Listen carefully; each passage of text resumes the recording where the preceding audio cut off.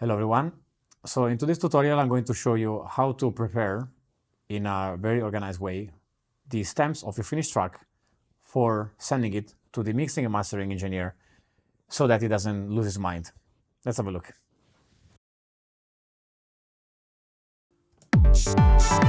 So here we got the track with all the elements,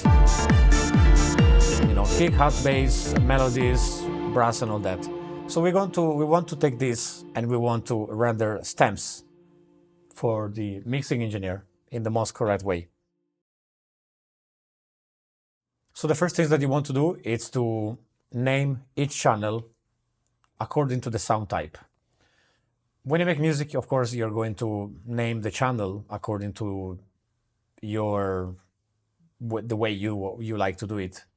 But you need to put yourself in the shoes of the mixing engineer. He probably doesn't share the same vision that you share. So if you have a melody called, bell melody, I might call this main melody so that he knows that this is the main melody. And this one, for example, bell shadow, it is an accompaniment of this one. So I will call main melody shadow so that he knows that this is part of the main melody. Then you have a kick drum, Actually, if you want, it's better to write in caps lock because it is, better for the eyes. Then we have pad. Then we have the sound here with its brass. Yeah, it is a sort of brass sound, so why not? Let's put the brass. This channel, it's empty, as you can see, and it doesn't need to be here, so we can remove it. This channel also is empty. We remove it because you don't want to send to the mixing engineer stuff that is empty. Okay, so that's the first things that you gotta do. The second things, it's the master. Obviously, on my master, I have the master the way I like to make music with. And when I export the stems, I want these 3 plugins to be included in the master. And the reason is, when you're making music and you put stuff in the master, unless it's like a very extreme cases of limiters or, like a compression or some utility that is just for you to have more volume. But if you put stuff that is aesthetics, for example, in my case, I have an OTT, which is only 21% wet. Then I have this plugin that helps me to reduce the mud in the medium frequency range.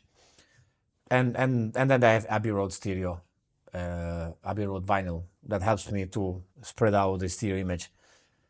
I like to have these 3 things in the export of the stems because if I remove them and then I send the stems to the mixing engineer, it's not going to have these aesthetics that I have. So that's why I like to keep the stuff in the master because it's part of the music making process. Then obviously we have the return tracks that you are going to include in the export settings. And I'm going to explain you why you need to include them in the export settings. It makes sense because in the return channels, you might put reverbs. Let's solo these return channels here. I have a parallel compression and I have reverbs.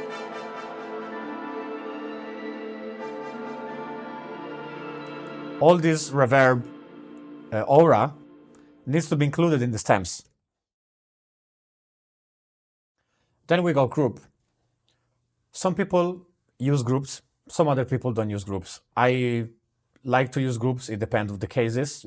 When I have a complex rhythm, maybe I like to put all the rhythm inside one group and then in the group put some processing. But there are different cases. But when you exported the stems, if you're using the groups, in the majority of the cases, you want to export the group stem, which means is the summing of the subchannels together with the processing effort of the group chain. But there are cases where you also want to export the individual channel together with the group channel as well. That is for some reasons if the mixing and mastering engineer, for example, is telling me, in your group, everything is fine, but I think that I would like to add a little bit more power on the medium frequency range of your melody. If the mixing engineer has the stem of the main melody by itself, which means that these stems is not going to include the effect of the group. It's going to have only what's in the group here, which is this equalizer, and that's it. So he can always add this underneath the stem group to just increase some stuff. Obviously, you're gonna have to talk with the master engineer. You're gonna have a ping pong email conversation about that. So, but in the most of the cases, it's always better to give the main group channel stem. And after this, we have our track. So what you gotta do? Everything is ready, everything is named, everything is nice and sexy.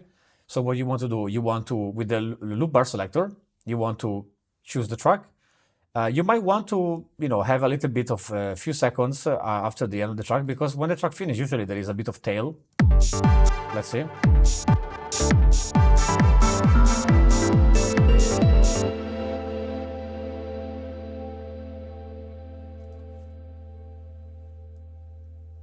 Here we go. So you want the loop bar to be finishing here. So, because sometimes there are tails of reverbs and echoes.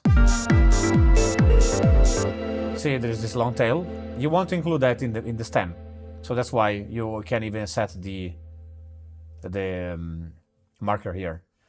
So now what you want to do is you click on the last channel, and then you hold shift and you click on the first channel, excluding the sidechain channel, which is muted, and you don't need to have it in the stems anyway.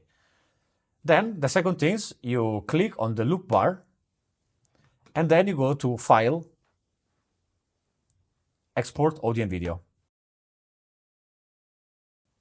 Now here, there are a few things that you gotta do. So you want render track, selected tracks only, okay? Which means that all the selected tracks that are here are going to be included in the rendering without the chain and without the master. Then rendering option, include return and main effect. Absolutely yes. Because, as I said before, you want the return channel, the signal of the return channel, to be printed inside the stems of each channel. And also, what's going on in the master, you want this signal of the master to be printed in here. So you're gonna have the stems of 1, 2, 3, 4, 5, and 6. You're gonna have 6 stems with the processing of the return and the processing of the master included in each stem. Then sample rate 48,000 Hertz and 24-bit. The reason I'm saying 48,000 Hertz and 24-bit instead of 16-bit 24,000 Hertz, it's because when you export the stems, 24-bit 48,000 Hertz ensures that higher resolution and dynamic range, reducing the risk of quantization noise and preserving the audio quality for further processing. And also 24-bit provides more headroom and less noise. And 48,000 Hertz is usually a standard for film, video, and professional audio production. The dithering should be avoided when exporting stems because it's only necessary when reducing bit depth, for example, from 24 to 16-bit. Stems are meant for further mixing and processing. So applying dither at this stage introduces unwanted noise and degrades the quality for subsequent processing. Then you go export.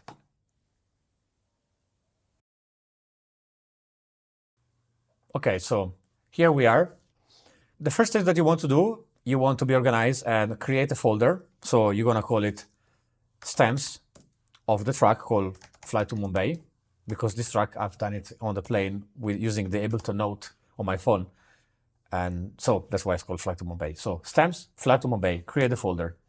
Now, a very important thing before you press save again, is you need to name each file according to the channel name. So if I'm going to press save and leave flight of Mumbai.wave, what's going to happen? Ableton is going to save the first channel flight to Mumbai kicks. Second channel, flight to Mumbai hat. Third channel, flight to Mumbai bass. Fourth channel, flight to Mumbai melody group. And I don't want that because that's going to be too long of a name. And when you are sending stuff to the mixing engineer, he wants to read only what's important. So he wants to read only kick, hat, bass, melody group. He doesn't want any additional name. So in this case, what you have to do, delete the name of the track and just add this symbol, which I don't know how is it called in English, but I think it's called underscore. By doing that, each track will be underscore, kick, underscore, hat, underscore, bass. That way it's much more clearer for the mixing engineer to know, without reading unnecessary items. And now it's actually exporting and it's going to take a while.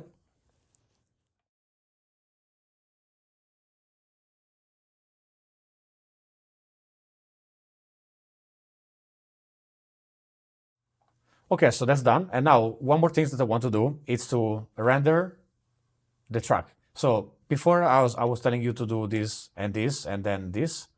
Now I don't want you to do this. I just want to do a final export of the whole track, not stems. Just I want to do the my mix down on my track.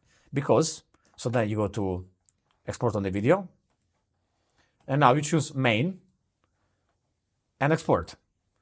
And you're going to write here reference track, reference mix. Because I want the mixing engineer to listen to my mix so that he can listen and he can understand what is my intention of my mix. So this is my interpretation of my own mix.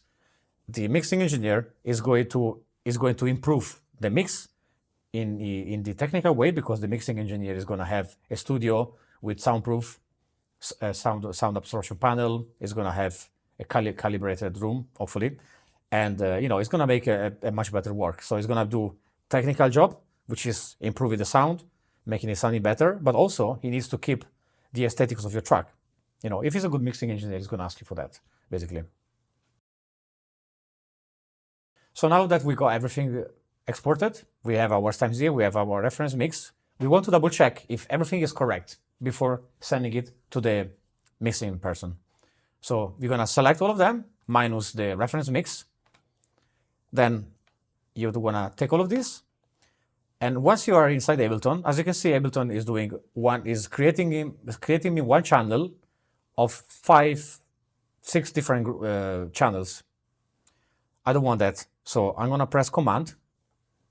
And you will see that Ableton now is creating 6 channels instead of 1. So you put it here at the beginning and release the mouse. Now, the program now is reading the waveform of each stem. So what I want to do here now is I want to highlight all the stems. I want to go here and I want to remove the warp so they're all at the same length. And now we can just play the track to listen if the stems have been correctly exported. And they have. And you can see here, as I was saying to you before, you see, underscore bass, brass, underscore at, underscore kicks, so that everything is nice and easy to read. And here in the melody group, I have melody group, main melody and main melody shadow. So main melody shadow and main melody are part of the melody group. So now let's listen the main melody group together.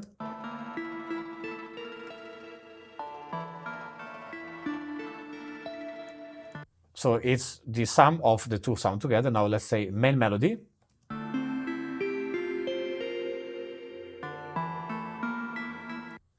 And the main melody shadow.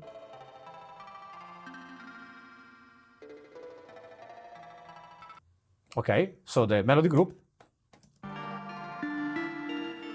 So that's why we are giving to the mastering engineer the melody group together, plus the main melody and main melody shadow. We will have to tell him on the email that those two are part of the same group.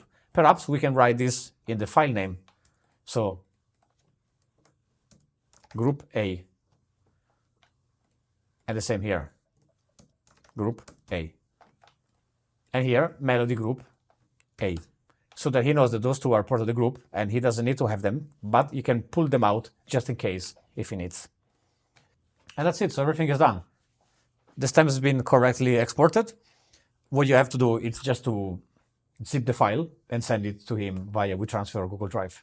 So by doing this procedure, you are ensuring that the export of the stems is going to be done in the in a very nice manner, so that the mix engineer is not going to get crazy and is not going to lose his mind.